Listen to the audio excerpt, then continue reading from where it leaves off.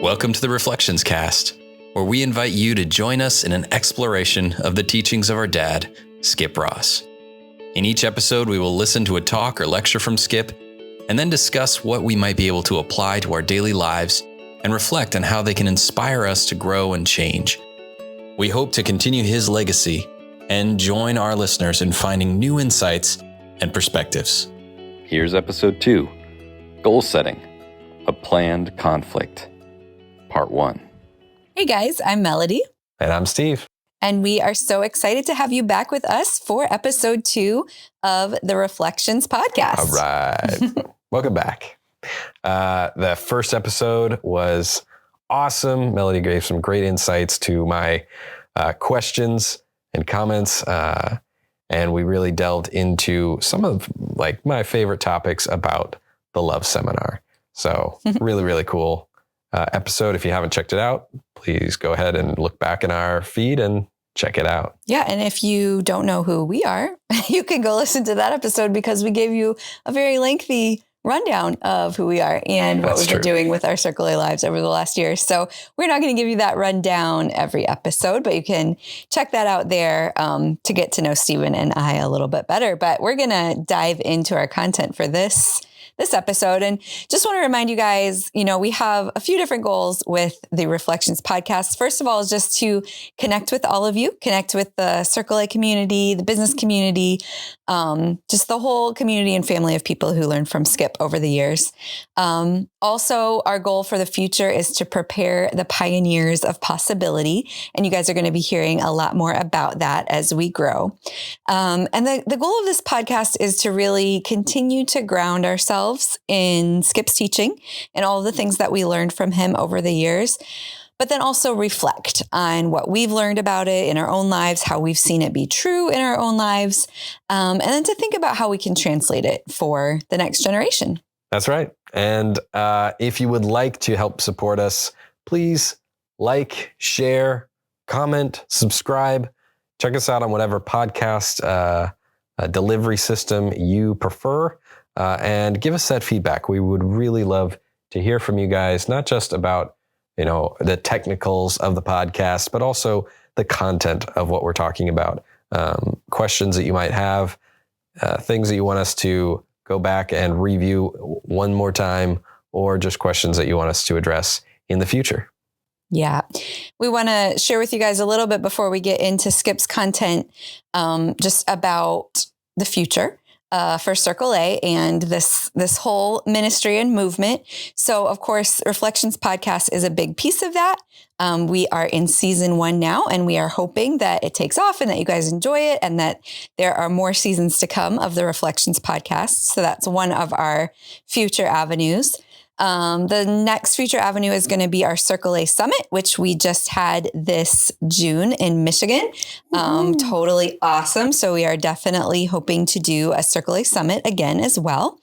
And then our last piece of future efforts is going to be the Pioneer Circle.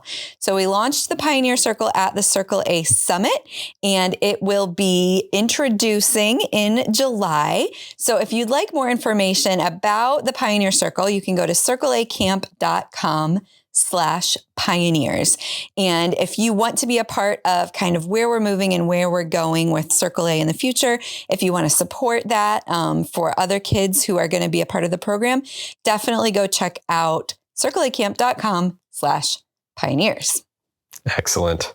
All right. So let's get into this next recording. We've got so many different recordings from so many different sources. I have been digitizing or recording or scavenging from so many different places. And I think that this particular recording is really, really unique and interesting and fun to delve deeper into the idea of, what this first topic is goal setting. And it comes from 2013 Volunteer Week, where Dad had some really amazing time with the volunteers, really delving into this topic, very lengthy talks for a much longer time period than we would normally get.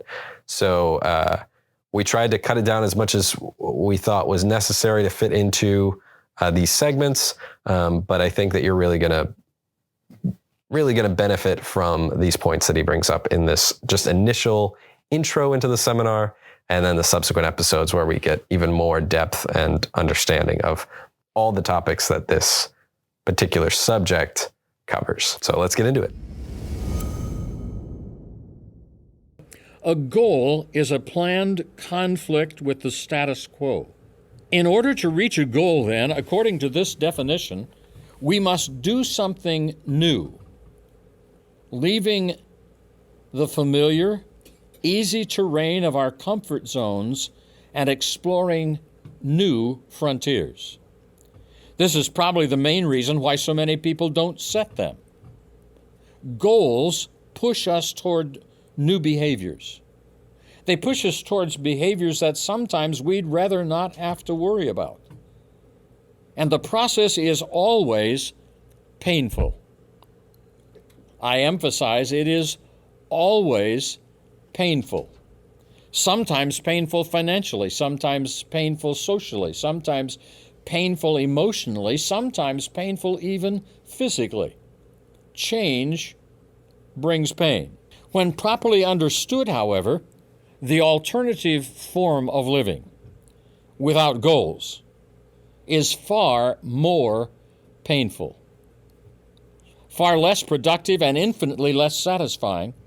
If we do not define and to follow our dreams and our goals, we are destined to follow the one who has followed his. A goal, then, is a dream with time and accountability guidelines. Every life form seems to strive to its maximum except human beings. Let me ask you this question. How tall will a tree grow? As tall as it can. There is nothing in the tree that causes it to sell itself short.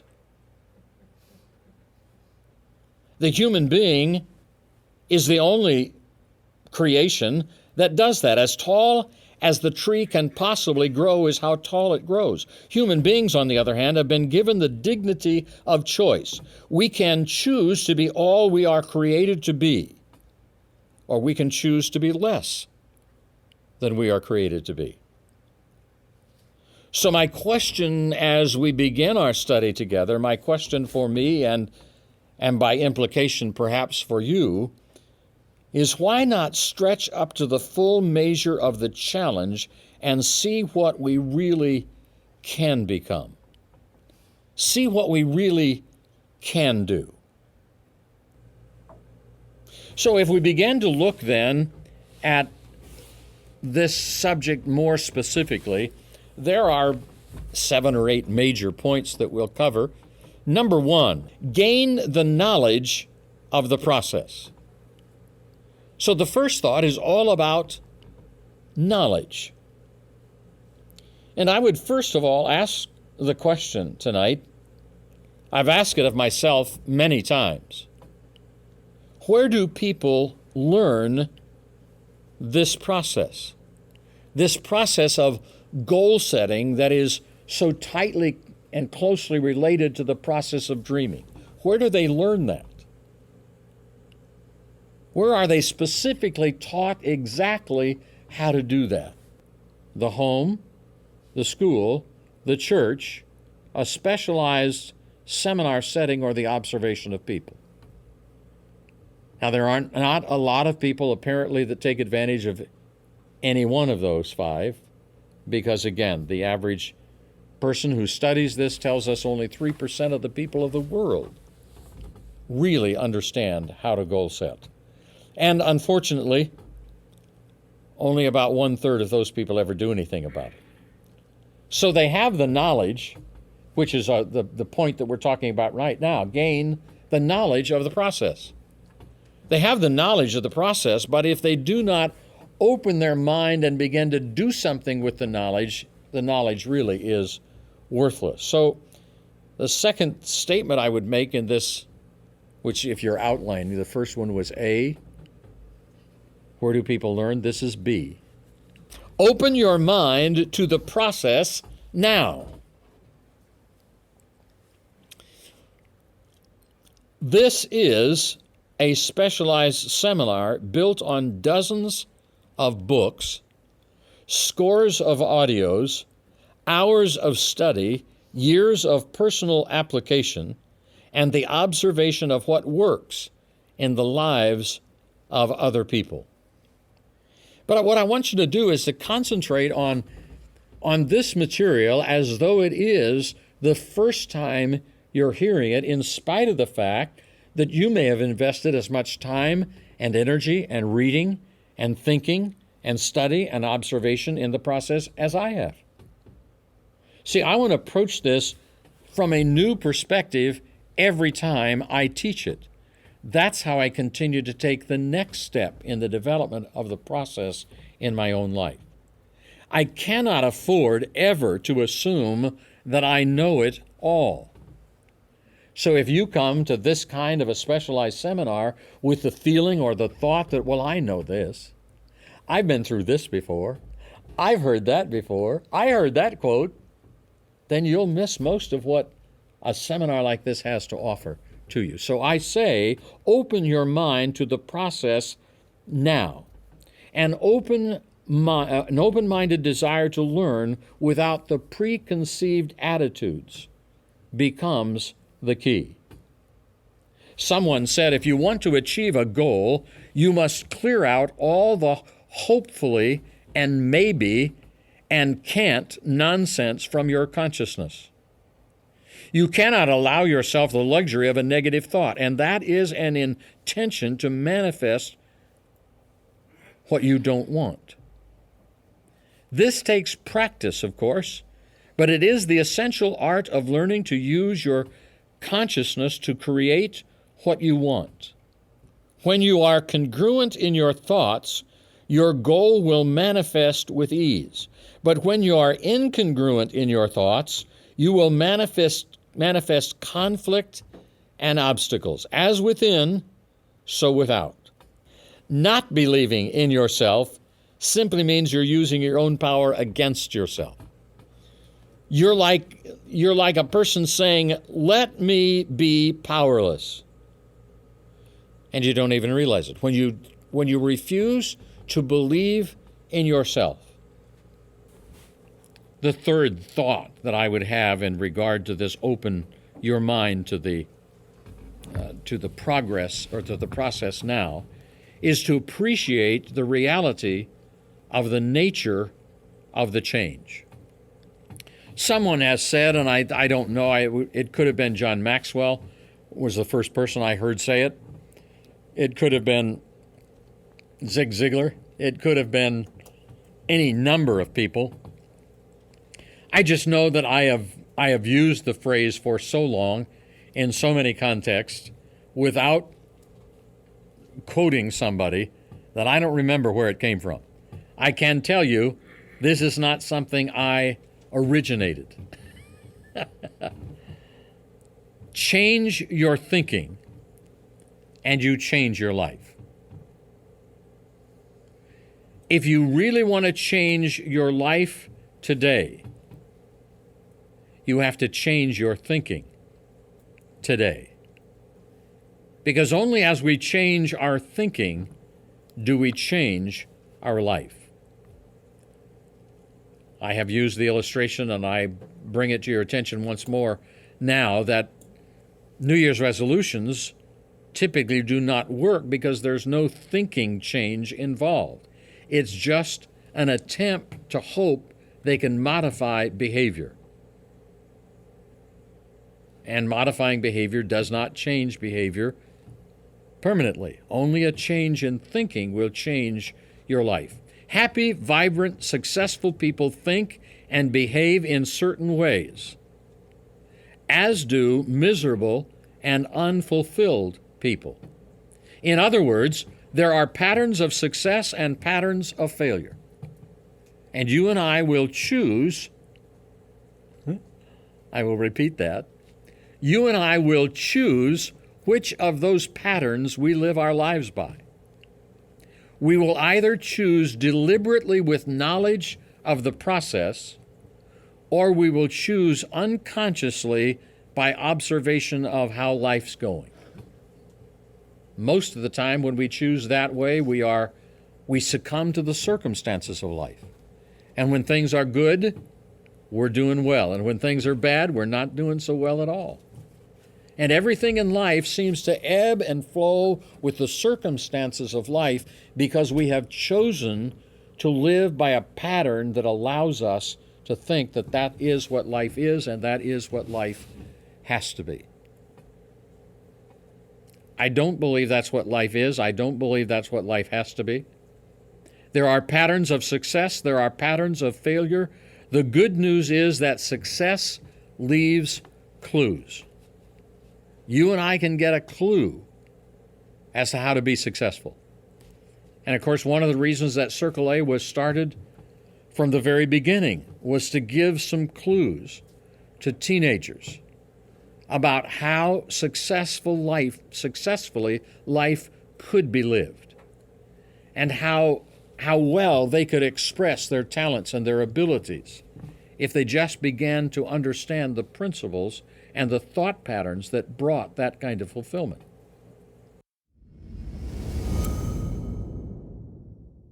All right. Well, I know we could keep listening to Skip for a lot longer, but you'll just have to tune in next time to get some more tidbits from Skip.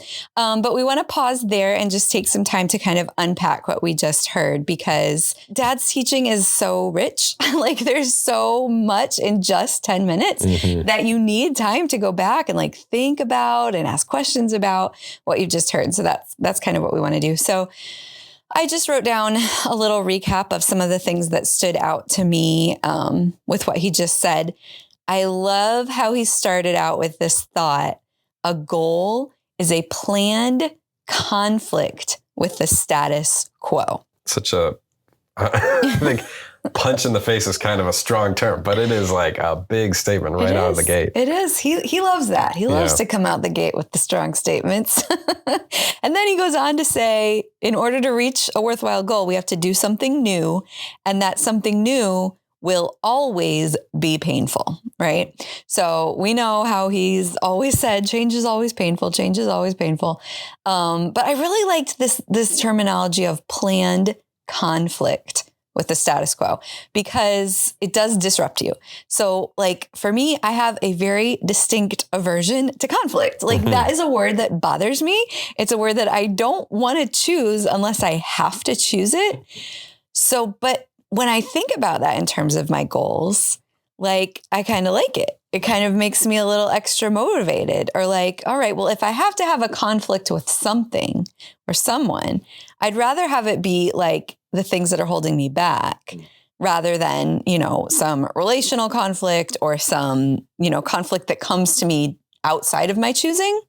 I'd rather plan my conflict. So I really liked that. And I'm going to carry that statement with me. You definitely will go into this further later on in the seminar. It's kind of his thesis throughout of this whole subject. Right. Yeah. So let's keep that in mind. I think that's a good thing to hold on to.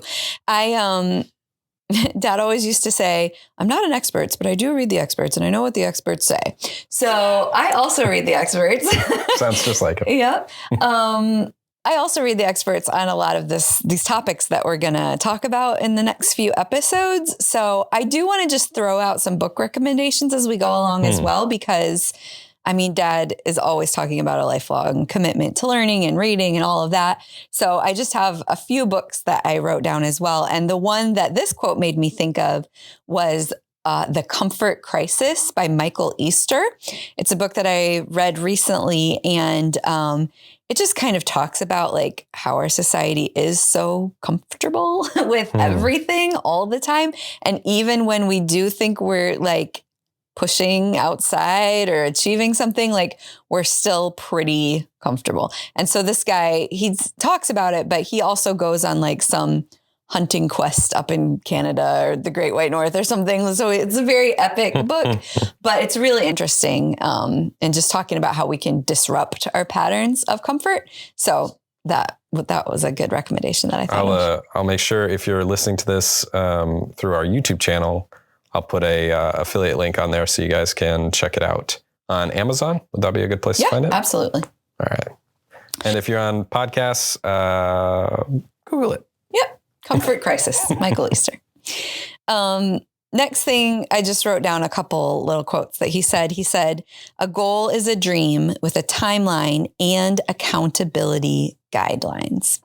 So, I was thinking about all the different ways that Dad taught that to me over the years. And he was very committed to the teaching of goal setting. He was very committed to the idea of most people don't set goals in the right way. Most people just set goals on what they think they can accomplish or what they've learned from the past or what they think they should do.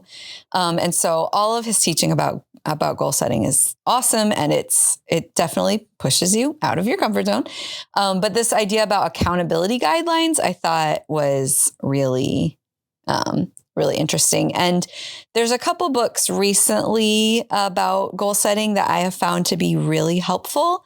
One is Atomic Habits by James Clear.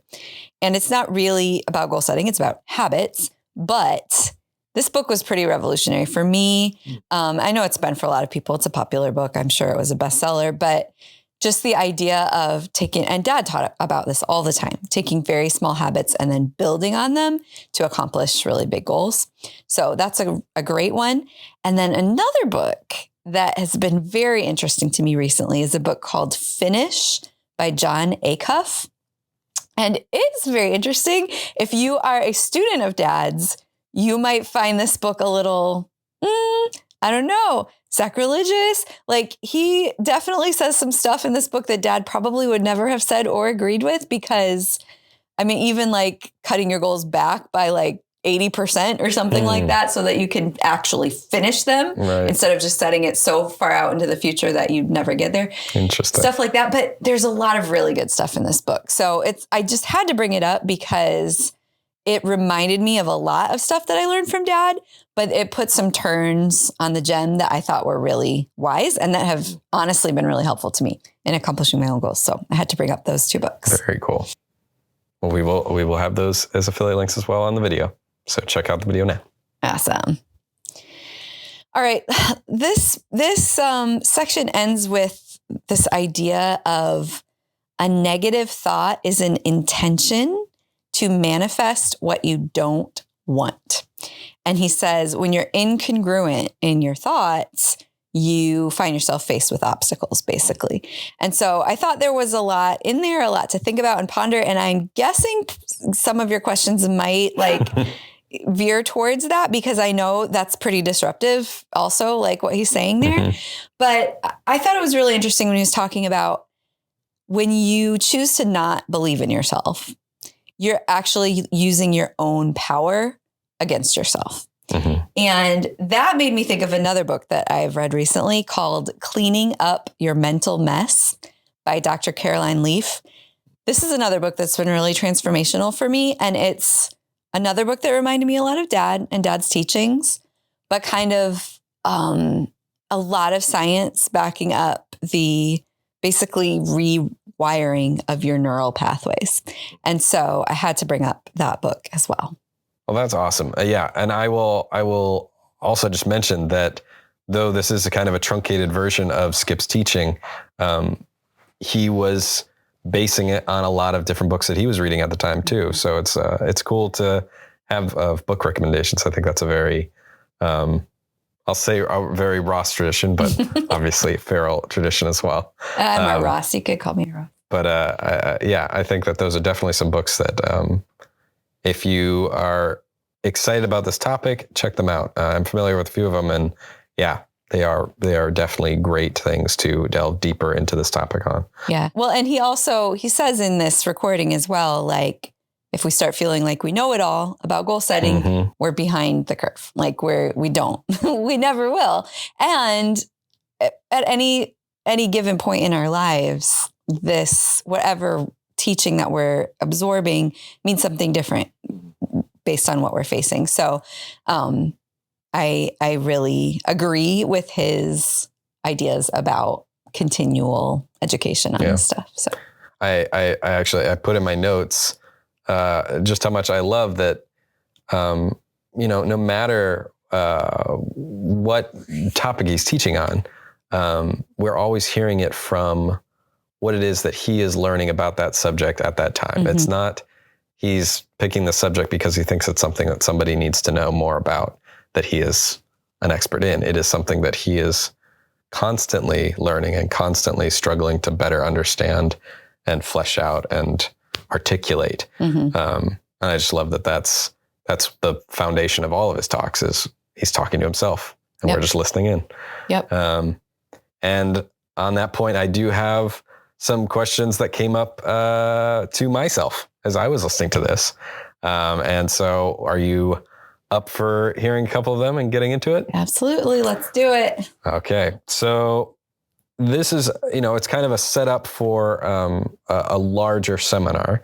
So I think that my questions might be a little bit more vague than the previous one, but I think that they still are questions that people could struggle to better understand. So my first one was that I found that when I push myself in one category of life to achieve like a very complicated or challenging goal, it usually comes, I usually achieve it at the detriment of other categories of life. And I was just wondering, is that part of this unavoidable pain that he talks about? Or is it just that I have a need to develop better planning skills and more balance in my life in general? Is there any clarity you can give to that? Right. So basically you're asking if you are out of balance in your life because you're pushing towards a goal, is that good? Is that normal? Or is there a better way to do it? That's basically the question. Yeah. I mean, I think that's a question I've asked myself lots of times over the years when I have felt out of balance, and like I have known is my own choices that have put me there. Is it just a part of that process, or is there a better way? Yeah. I think it's a yes and. Like, I do think that there is times when you have to be out of balance in order to achieve a goal. I mean, any facet of my life where I've studied like achievement, whether it's been business or health or whatever, there are seasons where you push and other things go on the back burner. And there are trade-offs that you are going to make. I think what is essential is that when you are setting your goals and moving towards the achievement of them, that you take into consideration the trade-offs from the beginning, rather than you just set a goal, I'm going to lose 40 pounds and this I'm going to do it. And then you don't think about the trade-offs that you're going to experience. Like, you don't think about what it's going to cost you until it's costing you. And then you don't like the goal anymore, and you don't like the path that you've chosen, and you feel out of balance. And the reality is, if you kind of have that expectation from the beginning, then it doesn't feel as much like a surprise. It doesn't feel like as much of a price. And it's more just, this is a trade-off I've chosen to make for this season. I love that. And I think that definitely gives clarity to the question, and comfort in knowing that maybe you're not like radically out of balance and failing at everything in life because you're trying to achieve something outside of your comfort zone. Okay, so I do have to mention another book recommendation. I'm so sorry. I feel like I have turned into dad on this podcast because I've mentioned a lot of books. But I mean, honestly, they're awesome. So there's a book called Essentialism by Greg McKeown. And it's probably one of the best books I've read in the last 10 years. I've read it several times, and I intend to read it several more times because I have not mastered it in any way. But it's basically determining what matters most and then structuring your life to eliminate everything else. And not everything else in every category, but everything else in that category, right? So if you want to lose weight, you determine what's essential for you to accomplish that. And then you don't focus on all the other side quests of how you might lose weight. You focus on the essential bits, right? But in it, he does talk about these trade-offs where, if you are going to pursue what's essential, you are going to trade off things that are not essential. And so I would definitely recommend that for further study, because, there's a way to do it healthily, and there's definitely a lot of ways to do it that are not healthy. And there are certain goals that aren't worth being out of balance, with your family or your health or things of that nature. So that's a really, really good resource for that one. I like that. It kind of reminds me of this book about entrepreneurs and like how they will eliminate all the clothes from their closet except for their favorite outfit because they don't want to have to fill their brain with extemporaneous stuff. So they get their favorite outfit, they know what they're doing, they feel comfortable, and they go to their work because they have a plan and a mission and a goal in mind. Yep. So yeah, I think that totally is a great resource for people to check out as well. For sure. Okay, so let's see. Are you ready for question 2?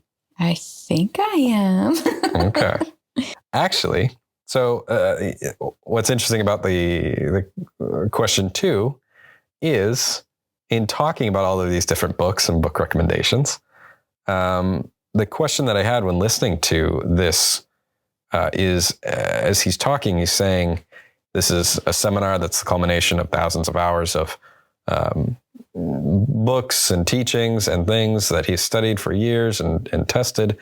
And I guess my question is this fervent pursuit of these ideas, like reading thousands of books or tens of thousands of hours of seminars, really the only way to fully understand goal setting? Is there, can it be something that you just kind of entertain as a I wouldn't say a hobby, but it's something that you're aware of, but not in your daily routine? Or does it need to be something that you are passionately focused about on a daily basis in order to become an expert at true goal setting? That's a good question. I mean, obviously, Dad definitely strongly recommends the lifetime commitment to learning. I think of Olympic medalists or, valedictorians or whatever who set their goals and achieve them, and they probably never read a goal setting book, right? So I don't necessarily think that you have to study for tens of thousands of hours to learn it perfectly so that you can do it. I think that doing it is the best way to learn. What I think the value of the study is keeping it at the forefront of your mind, right? It's like, I read these books a lot. And even though some of these books, I feel like I've heard all of this before, right? It's just another way of saying the same thing. But there's something about maybe hearing it from a different voice or hearing it again, or just hearing it on that particular day that helps me move forward, right? So it's, in my mind, the learning is definitely part of it, but also it's like a habit of resisting the status quo, resisting the tide of a culture that wants to, not live at the peak of our existence, or wants to live in a victim culture, or wants to live in a, consumer culture. It's resisting all of that to say, I'm created specifically, uniquely, individually, and I want to live up to the fullness of that creation. And so in order to do that, I've got to resist these lesser ways of living. I think for me, and I think for Dad, and I think really for all of us, the more that we can fill our minds with something close to the life that we want to live, the more we'll actually live that life. So I don't know if that fully answers your question. I don't think that all of the books are necessary. And I think that many people can set goals and achieve great things without reading one of them. But I do think that they are helpful for, multiple reasons. So I think that's what I would say. I think that's a great response to that question, because I think, when you're talking about Olympians and things like that, sure. Yeah, maybe they didn't. But yes, they are committed to a goal on a daily basis. And I'm sure that it is on the forefront of their mind regardless. And then if you can enhance that with that pursuit of how do I achieve this thing more clearly, you're going to have a much better time. Yep. Okay. So the next little question I had was, and I guess it's the third question. So I guess it's not too small. In fact, it's not. But it delves around this topic that he reiterates a couple of times. But and I think you had mentioned it earlier. He says you can't afford the luxury of negative thoughts. And I know that one of the core ideas that comes up again and again in these teachings and in dynamic living is that failure, and I know I'm misquoting it and I'm making it sound worse than it is, but that failure is intentional, or that your unhappiness is what you want, and it's what you've pursued, regardless of what you think you're pursuing, because your actions say differently. And I know it's a very uncomfortable idea that I know it inspired Dad in a lot of his writings, and the whole core idea of dynamic living, of you have right now exactly what you want. But nevertheless, it's a really challenging idea. And so my question is, in this pursuit, is that a healthy mental state to be in, of constantly putting that pressure on yourself of, if I fail, is it, I guess, I mean, I can't even articulate it without hearing Dad's response. So, but I still think it's something that people think about, like, no, it's not my fault.